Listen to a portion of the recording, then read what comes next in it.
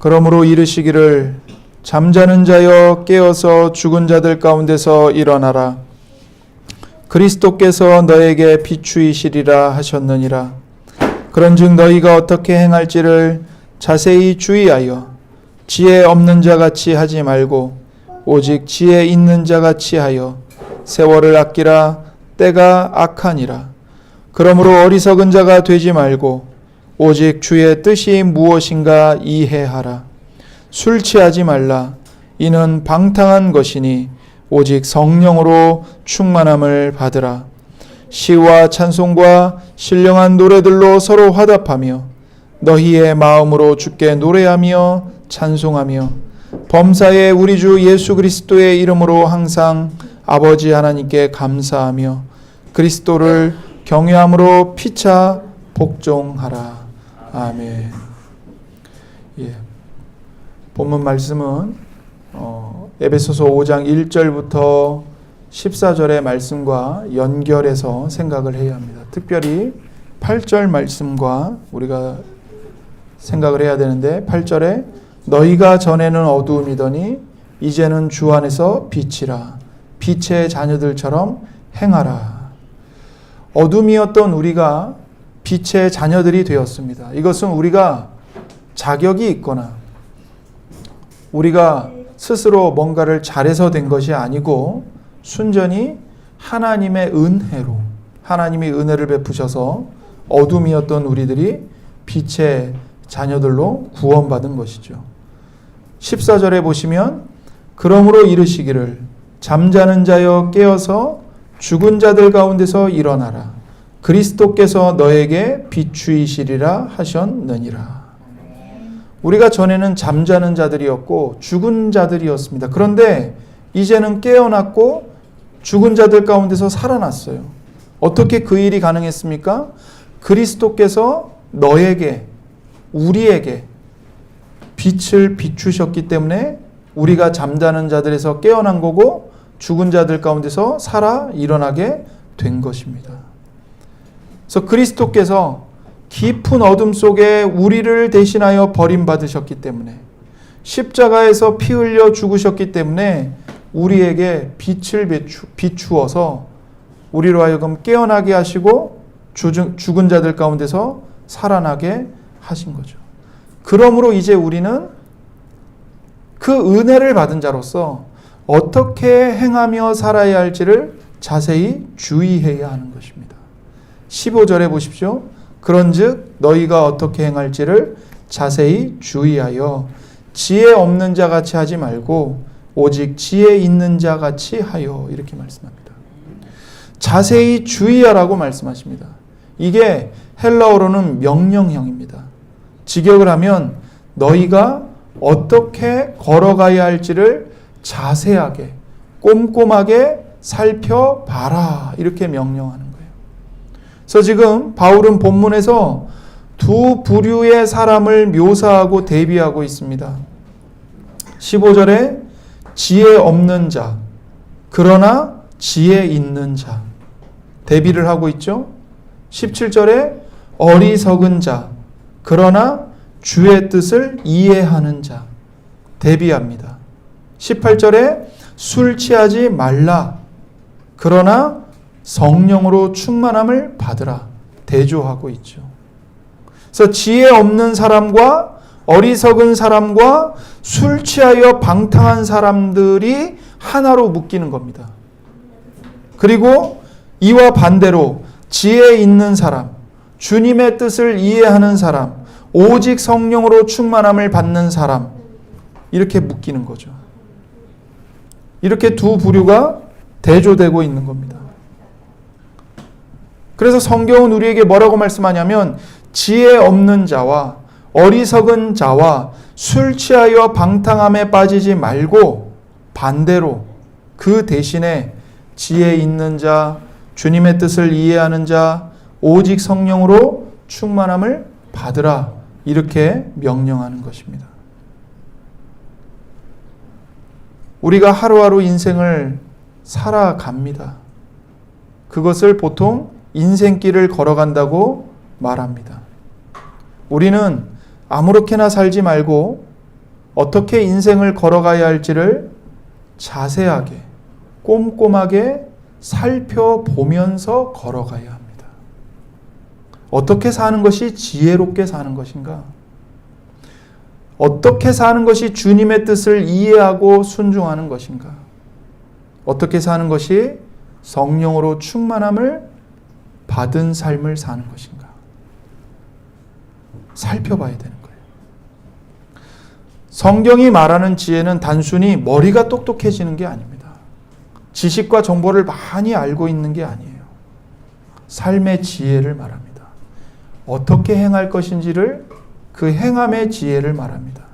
그래서 성경이 우리에게 지혜로워야 한다 이 말은 똑똑해져라, 고학력을 갖춰라, 좋은 학벌을 가져라 그런 말씀이 아니고 하나님께서 가르쳐 주신 대로 살아라 입니다. 성도의 지혜는 어떻게 행동해야 되는가, 어떻게 살아야 되는가 그것을 가르쳐 주는 실제적인 지혜예요. 그래서 우리가 예수님을 믿잖아요. 예수님을 믿는 살아있는 믿음은 우리에게 행함을 낳습니다. 믿음과 행함은 분리되지 않습니다. 하나님의 은혜는 우리에게 구원받는 믿음을 낳고 그 믿음은 순종을 낳습니다. 하나님께 순종하는 것이 지혜인 것이죠. 우리는 우리에게 중요하게 보이는 것들에 대해서는 수고를 아끼지 않죠. 직업을 선택하는 것, 교육받는 것, 가정을 이루는 것, 취미를 하는 것, 옷차림을 하고 외모를 가꾸는 것 등등 우리는 거기에 얼마나 많은 관심을 기울이는지 모릅니다. 이게 나쁘다는 게 아닙니다. 이보다 더 중요한 게 있다는 것입니다. 우리는 하나님의 자녀입니다. 하나님의 거룩한 자녀로 살아가며 행하는 일에 수고를 아끼지 말아야 합니다. 나의 외모가 사람들에게 어떻게 보이는가 보다 우리의 내면이 더 중요합니다. 하나님의 자녀답게 내 안에 성품이 갖추어져 있는가? 그 품성에서 말과 행함이 나오는가? 이것이 중요한 것이죠. 그렇기 때문에 자세하게 꼼꼼히 살펴보면서 걸어가야 하고 이것이 지혜 있는 사람의 삶입니다. 그렇다면 하나님의 자녀로서 우리가 자세하게 살펴봐야 할 이 지혜롭게 사는 삶의 표지는 무엇일까요? 첫 번째는 지혜로운 사람은 자신에게 주어진 시간을 최대한 낭비하지 않고 활용한다는 것입니다. 16절을 보세요. 세월을 아끼라 때가 악하니라. 세월을 아끼래요. 여기서 이 아끼라는 말은 구속한다는 말입니다. 되찾는다는 말이에요. 시간을 구속하라. 시간을 되찾아라. 때가 악하기 때문이다. 이렇게 말씀하고 있어요. 여러분, 성경이 말하는 구속은 뭐예요? 빚을 져서 저당 잡힌 물건을 값을 지불하고 다시 되찾아 오는 것. 이게 구속이에요. 그런데 그렇게 시간을 구속하라는 거예요. 너희가 값을 지불하고 시간을 되찾아 오라는 거죠. 시간을 되찾아야 하는 이유는 무엇입니까? 때가 악하기 때문입니다. 그래서 세월을 아끼라 때가 악하니라 이 말씀은 너희에게 주어진 시간을 악에서 구속하라, 되찾아라 이런 뜻이에요. 여기서 시간의 중요성을 말하고 있습니다. 여러분, 시간은 살아있는 모든 사람들에게 주어집니다.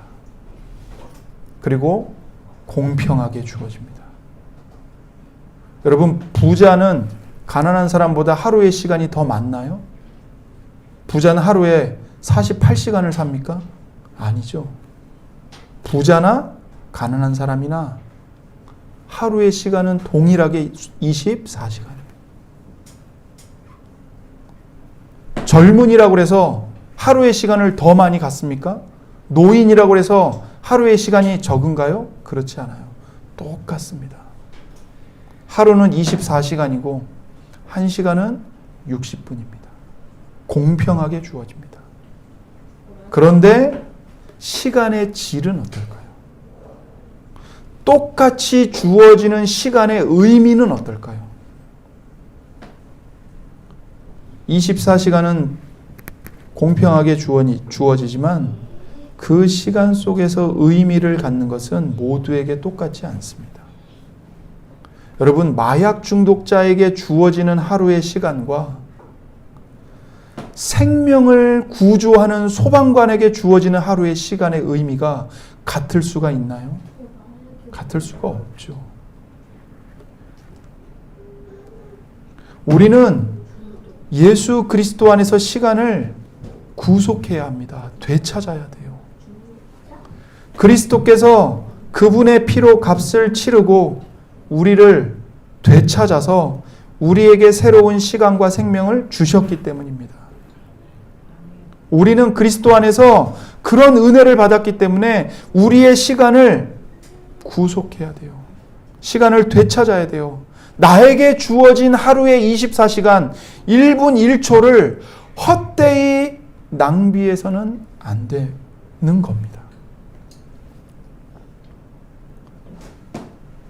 여러분, 우리는 예수님의 보혈로 구원받은 자들이에요. 그렇기 때문에 우리에게 주어진 일상은 전혀 다른 새로운 의미를 갖습니다. 성도나 불신자나 하루를 사는 모습은 별반 다르지 않죠. 아침에 일어나서 출근하고, 학교 가서 공부하고, 직장에 가서 일하고, 시간 되면 밥 먹고, 물건 사고 팔고, 사람들 만나서 이야기 나누고, 또 쉴 때는 쉬고, 집에 들어와서 하루를 정리하고 잠자리에 들잖아요. 불신자와 성도와 다를 바가 뭡니까? 똑같죠. 그러나 시간을 보내는 모양은 똑같지만 그 시간에서 찾는 의미는 완전히 다릅니다. 완전히 달라요. 성도와 불신자의 일상은요, 그 목적 자체가 다르고 그 동기와 그 의미가 완전히 다릅니다. 불신자는 오로지 자기 자신을 위해 살아요. 그러나 성도는요, 주님을 위해 삽니다. 우리의 모든 일상은, 모든 활동은 주님과 연결되어 있어요. 그래서 성경은 뭐라고 말하냐면, 우리가 먹고 마시는 것조차 우리 자신을 위해 하지 않고 주님의 영광을 위해 먹고 마신다고 말씀하는 겁니다. 여러분, 우리가 위대한 일을 해서 의미가 있는 게 아니에요. 작고 평범한 일을 합니다. 하지만 그 작고 평범한 일들이 주님을 위해서 하는 일들이기 때문에 의미가 큰 거예요. 여러분이 교회에서 봉사하고 우리가 성경 묵상하고 기도하는 것만큼이나 나가서 일하고 쉬고 내가 만나는 사람들을 존엄하게 대하는 모든 일이 주님 앞에서 거룩한 일입니다. 혹시 여러분의 일상이 자질구레한 것 같고 허드렛 일로 느껴져서 답답하십니까? 예수님을 따르는 성도에게 허름한 일과 위대한 일의 구분은 더 이상 없습니다. 성도들이 주님을 위해 행하는 모든 일이 다 위대한 일입니다. 작은 일에 충성한 자가 큰 일에도 충성합니다. 그러니 우리에게 주어지는 시간을 헛되이 낭비하지 말아야 하는 거예요. 그래서 우리는 주어진 시간을 되찾기 위해서 하나님의 뜻을 분별해야 합니다. 17절을 보세요. 그러므로 어리석은 자가 되지 말고 오직 주의 뜻이 무엇인가 이해하라. 이렇게 말씀하죠. 성도는 제멋대로 자기 기분대로 사는 것이 어리석은 것임을 압니다. 지혜는 하나님의 뜻 안에서 찾아야 한다는 것을 알아요. 여러분, 예수님이 십자가의 그 고난과 죽음을 앞두고 어떻게 기도하셨습니까? 내 뜻대로 하지 마시옵고 아버지의 뜻대로 하옵소서. 이렇게 기도하셨어요. 그 예수님이 우리에게 어떻게 기도하라고 가르쳐 주셨죠? 아버지의 뜻이 하늘에서 이루어진 것 같이 땅에서도 이루어지이다. 이렇게 가르쳐 주셨어요. 우리는 내 뜻이 아니라 하나님 아버지의 뜻이 이루어지게 해달라고 기도해야 합니다. 우리 인생에서 하나님의 뜻을 알고 순종하는 것보다 더 귀한 것은 없습니다. 여러분, 지난 주일에 우리가 삼손 말씀 들었잖아요. 삼손은 자기 정욕을 쫓아서 인생을, 시간을 허비했어요. 사울 왕도 마찬가지예요. 하나님의 은혜로 이스라엘의 초대 왕이 되었는데 그가 평생 한 일이라고 뭐 했습니까? 다윗에 대한 열등감에 빠져서 다윗을 죽이겠다고 다윗 공문이 쫓아다닌 것 말고는 없어요. 그걸로 시간, 인생 다 탕진해 버렸어요. 왕이 되었으면 왕으로서 감당해야 될 사명이 있고 감당해야 되잖아요. 그 사명 다 내팽개치고 평생 다윗 공문이 쫓다가 죽었다고요. 여러분, 우리는 어떻습니까? 주님은 우리 각자에게 하나님 앞에서 자기 인생을 살라고 시간을 주셨습니다. 아버지로서, 어머니로서, 자녀로서, 하나님의 거룩한 자녀로서, 한 직장의 직원으로서, 사업을 하는 사람으로서, 대한민국의 시민으로서 인생을 살라고 시간을 주셨어요. 어느 누구도 자기 인생을 대신 살아주지 못합니다. 지금 내 인생이 좋을 수 있고 싫을 수 있어요. 그러나 내게 주어진 인생길을 걸어가야 합니다. 변명할 수 없고요. 회피할 수 없고요. 다른 사람 욕하면서 책임을 떠넘길 수 없습니다. 오직 주님의 뜻이 무엇인지 생각해야 합니다. 나에게 주신 주님의 뜻이 뭔가? 우리 가정에 주신 주님의 뜻이 뭔가? 우리 교회 공동체에 주신 주님의 뜻이 뭔가? 이 시대에 주신 하나님의 뜻이 뭔가? 생각하면서 살아야 됩니다. 여러분, 이것을 잊지 마십시오. 그리스도께서 그분의 피로 값을 치르시고 우리를 구속하시고 우리의 시간과 생명을 되찾아 주셨다는 것, 우린 절대 이것을 잊으면 안 됩니다. 이런 맥락에서 바울은 너희는 술 취하지 말라, 오히려 성령으로 충만함을 받으라고 말합니다. 18절을 보십시오. 술 취하지 말라, 이는 방탕한 것이니 오직 성령으로 충만함을 받으라. 사랑하는 성도 여러분, 술 취하는 것이 왜 방탕한 것이죠? 사람이 술에 취하면 생각하는 것이 마비되기 때문입니다. 바르게 판단과 인식을 못해요. 그래서 술 취한 분들의 특징이 있어요. 그게 뭐냐면 본인이 취한 것을 몰라요. 주변 사람들은 다 알아요. 근데 본인만 몰라요. 나는 안 취했대요. 나는 정신 말짱하대요. 왜 그렇게 착각을 하죠? 술에 취해서 이 사고가 제대로 안 되는 거예요.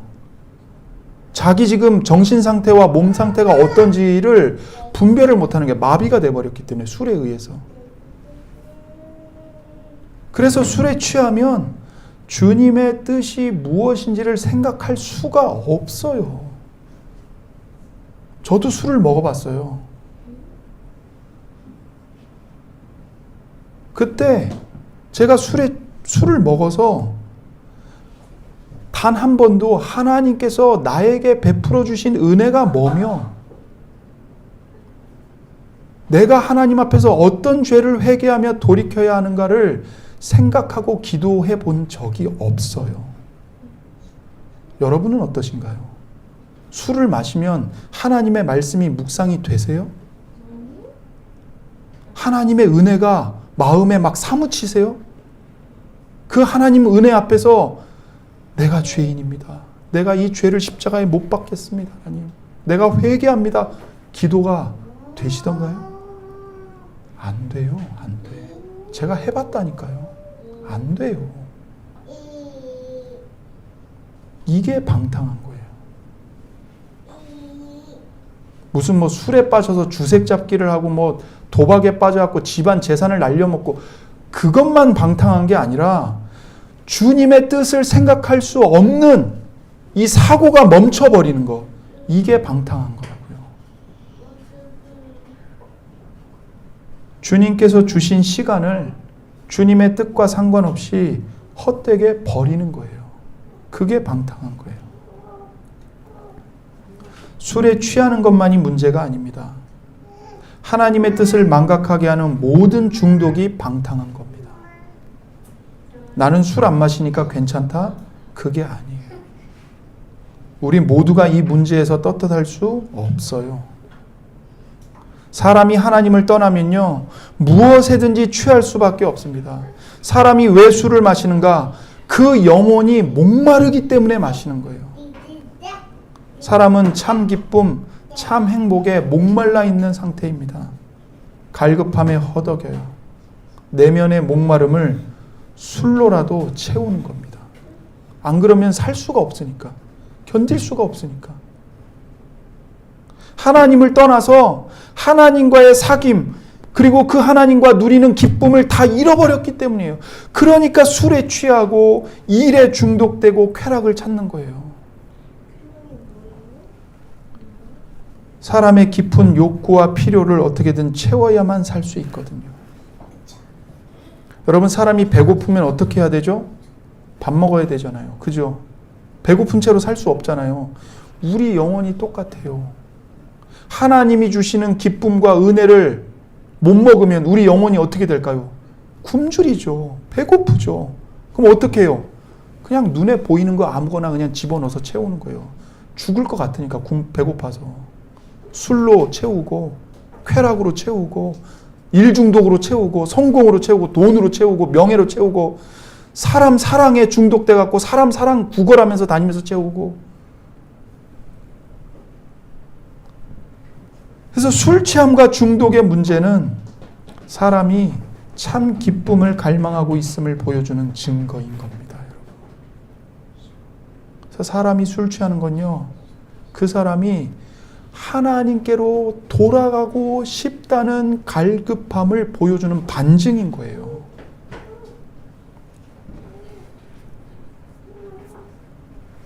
그러나 그런 것으로는 우리 마음의 빈 그릇을 온전히 그리고 건전하게 채울 수 없습니다. 하나님의 사랑으로 가득 채워야 해요. 그래야 참 행복을 누릴 수 있어요. 바울 사도는 너희는 술 취하지 말라. 그 대신에 오직 성령으로 충만함을 받으라고 말합니다. 우리 영혼의 목마름, 우리의 깊은 욕구와 필요를 채우는 방법은 술을 마시는 게 아니에요. 다른 것에 중독되는 것도 아닙니다. 오직 성령을 깊이 들이마셔야 합니다. 여러분, 말씀을 먹으시고 성령을 들이마시십시오. 하나님의 사랑의 영으로 여러분의 마음의 굶주림을 채우시길 바랍니다. 기도하십시오. 하나님, 제 영혼이 목마릅니다. 제 영혼이 배고픕니다. 그래서 술을 마시고 싶습니다. 그러나 하나님, 도와주세요. 하나님의 사랑의 성령으로 제 마음을 가득 채워주세요. 기도해 하시기 바랍니다. 19절과 21절의 말씀은 성령 충만의 삶의 모습이 무엇인지를 보여줘요. 19절부터 21절을 보세요. 시와 찬송과 신령한 노래들로 서로 화답하며 너희의 마음으로 주께 노래하며 찬송하며 범사의 우리 주 예수 그리스도의 이름으로 항상 아버지 하나님께 감사하며 그리스도를 경외함으로 피차 복종하라. 여러분, 이것이 성령 충만한 삶의 모습입니다. 성령 충만의 결과는 신비주의가 아니고 은사주의가 아니에요. 평범한 하루의 삶에서 우리와 하나님과의 관계, 이웃과의 관계가 사랑으로 바로 서는 것입니다. 그래서 성령 충만하면 사람이 막 목소리가 커지고 막 방방 뛰어다니는 게 아니고요. 관계가 새로워지는 거예요. 관계가. 그래서 바울은 이 성령에 의해 새로워진 관계를 네 가지로 말합니다. 첫 번째, 서로에게요. 서로에게. 교회 공동체 안에서 하나가 된 신앙의 형제 자매들과의 관계가 새로워지는 겁니다. 19절에 보세요. 시와 찬송과 신령한 노래들로 서로 화답하며. 이게 달라지는 거예요. 신앙 안에서 형제 자매들이 하나가 되어서 시와 찬송과 신령한 노래들로 서로 화답하면서 하나님을 예배하는 거예요. 그러면서 성도의 교제를 나누고 하나가 되는 거죠. 기쁨을 누리는 거죠. 성도의 언어 생활이 변화돼요. 맨날 모이면 남 뒷담화하고 남 욕하고 남 깎아내리고 그랬던 사람들이 성령으로 충만함을 받으면 언어가 바뀌어요. 시와 찬송과 신령한 노래들로 하나님 감사합니다. 성도님 감사합니다. 자매님 감사합니다. 형제님 감사합니다. 이걸로 바뀌는 거예요. 성령 하나님은 우리를 교회 공동체가 하나 되도록 인도하십니다. 여기서 교회 공동체의 중요성이 강조되는 거예요. 우리는 각자 도생하는 자들이 아닙니다. 서로 경쟁하는 관계도 아니에요. 우리는 주 안에서 하나 된 가족입니다. 함께 하나님을 찬양하고 하나님을 예배하면서 어려움을 당한 형제가 있으면 찾아가서 위로하고 슬픔을 함께 나누고 고통을 나누고 기쁨도 나누고 함께 일어나서 같이 걸어가야 하는 공동체입니다. 성령께서 우리를 이러한 공동체를 이루도록 복 주시는 거예요. 두 번째는 주님과의 관계가 달라집니다.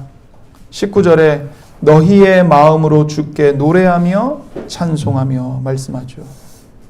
우리가 성령 안에서 충만함을 받으면 우리의 마음으로 주님께 노래하고 찬송합니다. 주님을 예배합니다. 주님을 예배하는 것이 우리의 최고의 기쁨이 돼요. 세 번째는 하나님 아버지께입니다. 20절에 범사의 우리 주 예수 그리스도의 이름으로 항상 아버지 하나님께 감사하며. 성령 안에서 충만함을 받으면 아버지 하나님께 모든 것에 우리 주 예수 그리스도의 이름으로 감사하게 됩니다. 하나님 아버지께서 날마다 우리를 돌보시고 인도하세요. 그것을 전적으로 신뢰하고 하나님의 사랑과 은혜에 감사하게 되는 겁니다. 우리 주 예수 그리스도의 이름으로 말이죠. 마지막으로 다시 서로에게입니다. 21절에 그리스도를 경외함으로 피차, 바꿔 말하면 서로에게 복종하라 이렇게 말씀하죠. 그래서 우리가 성령 안에서 충만함을 받으면 서로에게 복종하게 됩니다. 서로를 존엄하게 대합니다. 존엄하게 돼요. 그리고 그렇게 서로를 존엄하게 대하고 서로에게 복종하는 것은 그리스도를 경외하기 때문에 하는 것입니다. 그래서 21절 이후에 5장 22절부터 6장 9절에까지 이제 부부관계, 부모-자녀관계, 주인과 종의 관계에서 성령 충만한 삶이 무엇인지를 쭉 이야기합니다. 핵심은 뭐냐면 서로에게 복종한다는 거예요. 부부가, 남편과 아내가 서로에게 복종하고 부모와 자녀가 서로에게 복종하고 주인과 종이 서로에게 복종해요. 서로를 존엄하게 대해요. 그래서 성령의 충만함을 받으면 가장 명백하게 나타나는 열매는 뭐냐면 내가 주인 되는 것이 아니라 그리스도를 경외하기 때문에 예수님이 주인이시기 때문에 서로에게 종이 되어주는 겁니다. 이거예요. 여러분 성령 충만을 받으면 사람이 떼굴떼굴 구르고 뭐 뒤로 이렇게 넘어가고 뭐 썩은 이가 금리로 바뀌고 이런 일들이 일어나야 합니까? 그거는 성령님과 아무 상관없는 일입니다. 여러분 속지 마세요. 정말 부탁드려요.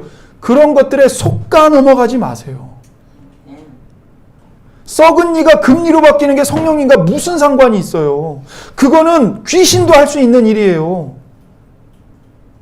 그거는 악마도 한다고요. 악마도. 거짓 선지자들도요. 기적을 일으켜요. 뒤로 넘어가고 뭐 떼굴떼굴 구르고 그게 성령님과 무슨 관계가 있어요? 아무 상관이 없다니까요. 여러분. 속지 마세요.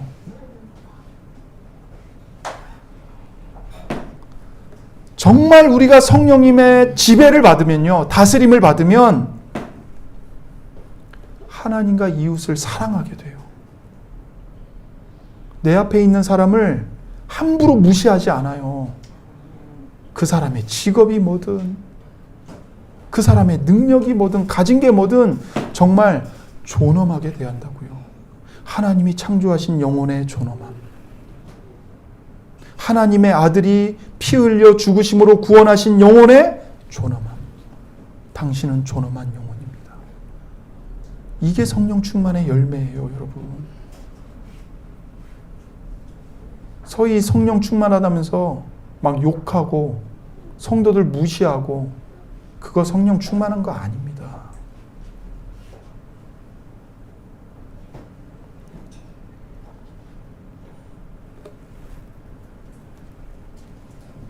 성령의 충만함을 받으라는 말씀은 명령형이에요. 이건 명령이에요.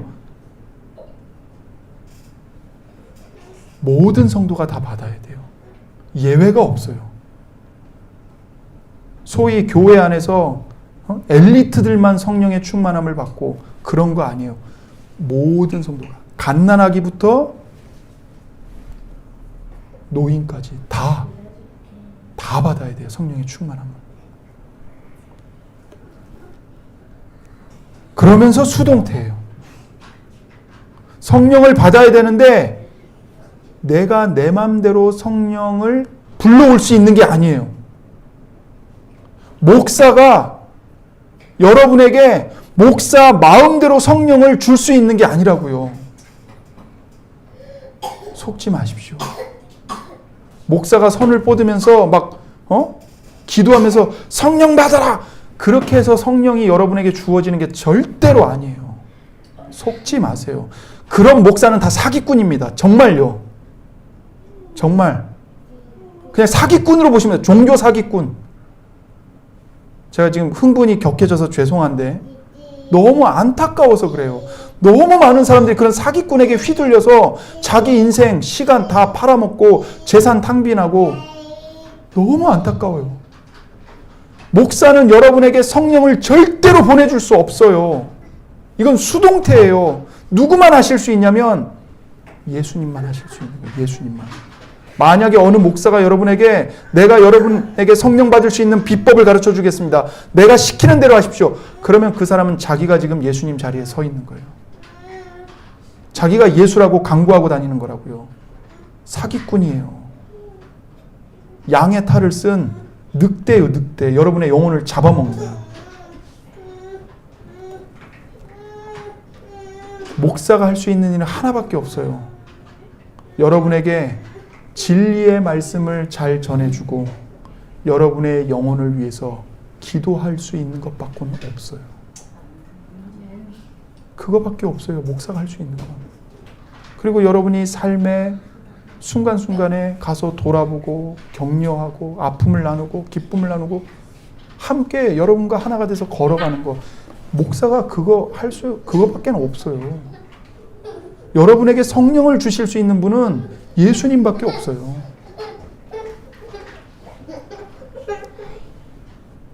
그러므로 우리가 성령 충만함을 받으려면 우리 모두가 아무도 예외가 없어요. 우리 모두가 십자가에 못 박히신 예수님께 나아가야 합니다. 요한복음에 예수님이 십자가 죽음을 앞두시고 그 제자들에게 내가 너희들에게 성령을 보내주시겠다고 아주 수차례 말씀하셨어요. 한 번 말씀하신 게 아니라 여러 차례 말씀하셨어요. 그만큼 성령은 오직 예수님이 보내주시는 것이고 하나님 아버지께서 보내주시는 것이고 우리가 성령을 충만함을 받는 게 매우 중요하다는 겁니다. 제가 요한복음에 있는 예수님의 말씀을 다 읽어드릴게요. 요한복음 14장 내가 아버지께 구하겠으니 그가 또 다른 보혜사를 성령님이에요. 너희에게 주사 영원토록 너희와 함께 있게 하리니 그는 진리의 영이라. 세상은 능히 그를 받지 못하나니 이는 그를 보지도 못하고 알지도 못함이라. 그러나 너희는 그를 아나니 그는 너희와 함께 거하시며 또 너희 속에 계시겠습니다. 보혜사 곧 아버지께서 내 이름으로 보내실 성령 그가 너희에게 모든 것을 가르치고 내가 너희에게 말한 모든 것을 생각나게 하리라. 평안을 너희에게 끼치노니 곧 나의 평안을 너희에게 주노라. 내가 너희에게 주는 것은 세상이 주는 것과 같지 아니하니라. 너희는 마음에 근심하지도 말고 두려워하지도 말라. 그러나 내가 너희에게 실상을 말하노니 내가 떠나가는 것이 너희에게 유익이라.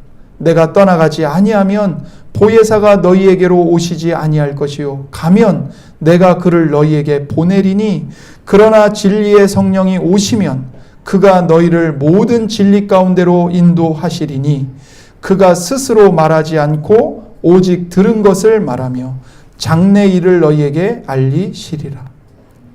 아버지여 내게 주신 자도 나 있는 곳에 나와 함께 있어 아버지께서 창세전부터 나를 사랑하심으로 내게 주신 나의 영광을 그들로 보게 하시기를 원하옵나이다. 내가 아버지의 이름을 그들에게 알게 하였고 또 알게 하리니 이는 나를 사랑하신 사랑이 그들 안에 있고 나도 그들 안에 있게 하려 함이니이다. 예수님은 우리에게 성령님을 보내주시기 위해서 우리의 모든 죄를 대신 짊어지고 십자가에서 우리를 위하여 죽으셨습니다. 그렇게 십자가에서 고난받아 죽으시고 부활하신 예수님이 나타나셔서 제자들에게 또 말씀하세요. 뭘 말씀하시냐면 성령을 받으라고 말씀하세요. 요한복음 20장 21절 22절에 예수께서 부활하신 예수님이에요. 예수께서 또 이르시되 너희에게 평강이 있을지어다. 아버지께서 나를 보내신 것 같이 나도 너희를 보내노라. 이 말씀을 하시고 그들을 향하사 숨을 내쉬며 이르시되 성령을 받으라. 아멘입니다. 부활하신 예수님이 제자들에게 숨을 내쉬면서 이르시되 성령을 받으라고 하십니다. 이것은 창세기 2장에서 하나님께서 진흙으로 아담의 육체를 빚으시고 그 코에 생명의 숨을 불어넣어서 살아있는 생명체로 살리신 것과 똑같은 거예요. 그래서 부활하신 예수님이 죽은 우리 영혼에 숨을 내쉬면서 성령을 불어넣어 주시고 우리를 살리신 겁니다. 그래서 예수님을 믿는 모든 성도는요, 성령님이 그 안에 계시고 성도는 성령님으로 말미암아 숨을 쉬며 사는 존재인 거예요. 성령님이 성도에게 들어왔다가 나갔다가 하시는 게 아니에요. 내가 잘하면 성령님이 오셨다가 내가 잘못하면 성령님이 떠나셨다가 그거 아니라고요. 한 번 임하신 성령님은 절대 떠나지 않으세요. 오히려 우리가 잘못할 때마다 성령님은 우리 안에서 탄식하시면서 우리를 중보하세요.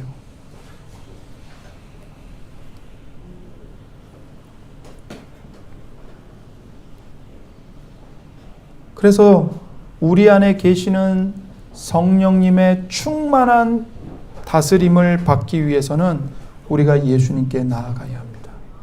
죄인인 우리를 사랑하사 성육신하시고 십자가에 못 박혀 죽으시고 무덤에 장사되시고 죽은 자들 가운데서 3일 만에 다시 살아나시고 하늘에 올라가사 우리에게 성령을 보내어 주신 예수님께 나아가야 되는 거예요. 그리고 예수님께 엎드려 기도해야 합니다. 하나님, 예수님, 성령으로 충만함을 받게 해주세요. 성령 안에서 제 영혼을 충만하게 채워주세요. 자, 우리가 이제 성찬을 받을 겁니다. 우리에게 성령님을 보내주시기 위해 십자가에서 피 흘려 죽으신 예수님의 살과 피를 믿음과 감사함으로 받아 먹고 우리 모두가 성령님 안에서 충만함을 받아 누리는 은혜의 성찬이 되기를 소원합니다. 기도하겠습니다. 하나님 아버지 감사합니다.